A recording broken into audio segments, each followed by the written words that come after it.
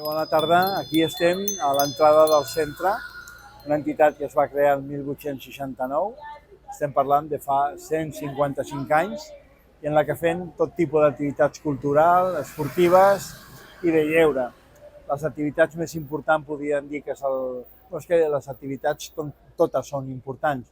El teatre és la més important, el tenis taula, els escacs, les corals, fem activitats als matins, tallers per gent gran i és un espai d'acollida per gent de tot tipus. Aquí no mirem el que creu la gent, ni mirem cap a quin cantó vota, ni molt menys, sinó el que volem és que la gent aquí es trobi a gust. I sobretot es troba molt a gust la gent, perquè això és una família gran i amb la que són 520 socis, crec que ara en l'actualitat, i amb la que estem, els que estem aquí estem molt a gust.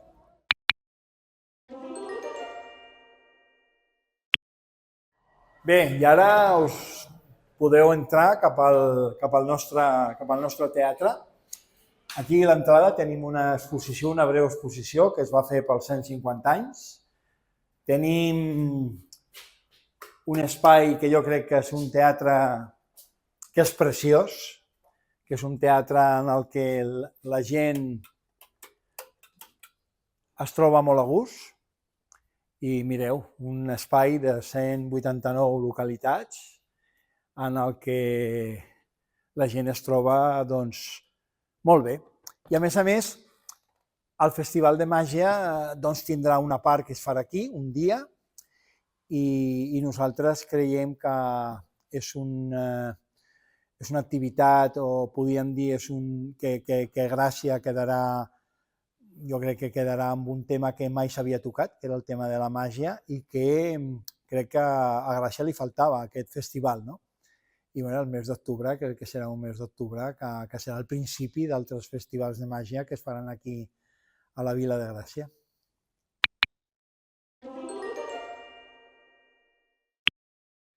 Home, volem aprofitar aquest esdeveniment, el Festival de Màgia, per poder també que la gent vingui al centre i també ens conegui.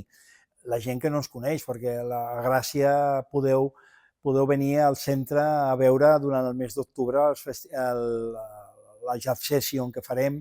També fem una obra de teatre que inaugurem la temporada, que són les 13 Roses, que és una obra de teatre que fa molt pensar, sobretot en els moments que estem visquent, sobretot a fora de Catalunya, amb l'auge de les extremes dretes, i que crec que val la pena que la gent pensi una mica en el que ens enfrontem, i que el grup de teatre fa una feina estupenda. Però, esclar, també podem dir que tota la gent que ve a jugar a dòmino també fa una tasca impressionant, o la gent que ve a fer escacs, o la gent que ve a qualsevol activitat. I el mes d'octubre també comencem les activitats dels matins, que són importants perquè hi ha molta gent gran que ve i fa activitats sense soci o no. O sigui, aquí pots venir a veure teatre, a fer algun tipus d'activitat sense ser soci. Home, millor que la gent vingui i es faci sòcia.